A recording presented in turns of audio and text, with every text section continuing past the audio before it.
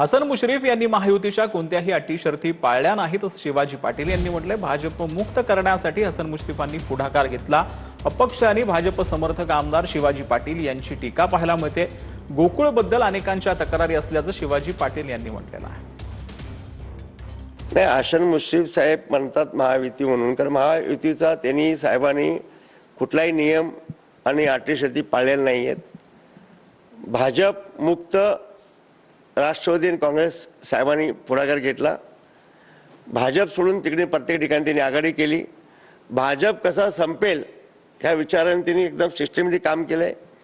आणि एवढंच सांगेन की माझं मत वैयक्तिक, मी मुश्रीफ साहेबांसोबत कधीच जाऊ शकत नाही आणि मुश्रीफ मुक्त गोकुळ असाच मी सांगेन, एवढंच सांगू इच्छितो बस। तर बदलापूरमध्ये जनगणनेच्या कामात हलगर्जीपणा करणाऱ्या 5 जणांवर गुन्हा दाखल करण्यात आला। आदेश देऊनही कर्तव्यावर हजर न राहिल्यानं 5 जणांवर कारवाई करण्यात आली। वारंवार नोटीस देऊन आणि फोन करूनही संबंधितांनी प्रतिसाद न दिल्यानं ही कारवाई करण्यात आली। तर अंबरनाथमध्ये शिवसेना भाजपा युतीवर शिक्कामोर्तब झाले। अंबरनाथ पालिकेत निवडणुकीतील विरोधी सोबत आल्यानं पालिकाच विरोधमुक्त झाल्यानं सर्वच जण आता सत्तेत सोबती झाल्याचं चित्र आहे। सत्तेसाठी सर्वच पक्ष अंबरनाथ पालिकेत एकत्र आले।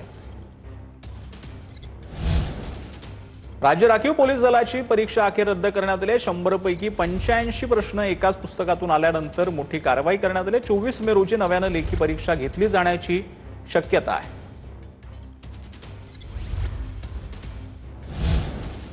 तर विधान परिषदेच्या 16 स्थानिक स्वराज्य संस्था मतदारसंघांची घोषणा आहे। त्यात मध्ये आता भाजपच्या ताब्यात असलेल्या अमरावती मतदारसंघावरून महायुतीत रस्सीखेच पाहायला मिळते। भाजपचे प्रवीण पोटेंच्या जागेवर शिंदेच्या शिवसेनेचे माजी आमदार गोपीचंद बाजोरिया यांनी दावा जो आहे तो केलेला आहे।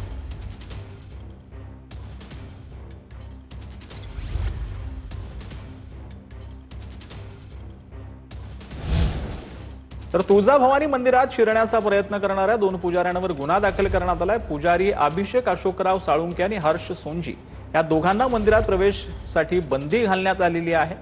बंदी असतानाही दोघे मंदिरातील दर्शन मंडपाच्या 4थ्या मजल्यावरून प्रवेश करण्याचा प्रयत्न करत असल्याचं सुरक्षा रक्षकांच्या निदर्शनास आलं। तर 12 रुपयात वडापाव तरी मिळतो का? नाशिकच्या सिन्नरमधील कांदा उत्पादक शेतकऱ्यांचा संतप्त सवाल पाहायला मिळतोय।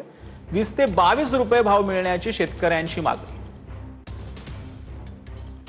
कांद्याच्या बाबतीत शेतकऱ्याचे आता गव्हर्नमेंटने 12 रुपये 35 पैसे हा दर जाहीर केलाय, तोही A1 ग्रेडच्या कांद्याचा।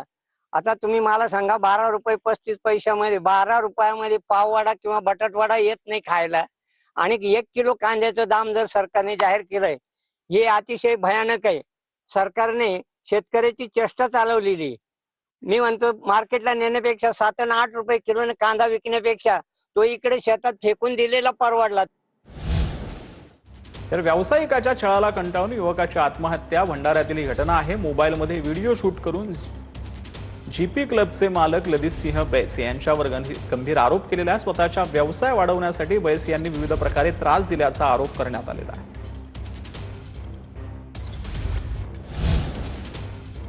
तर जळगावमध्ये भूसंपादनासाठीचा वाढीव मोबदला मिळवण्यासाठी भूसंपादन विभाग आणि जिल्हाधिकारी कार्यालयाची फसवणूक झाली। फसवणूक प्रकरणात 16 गुन्हे दाखल आहेत।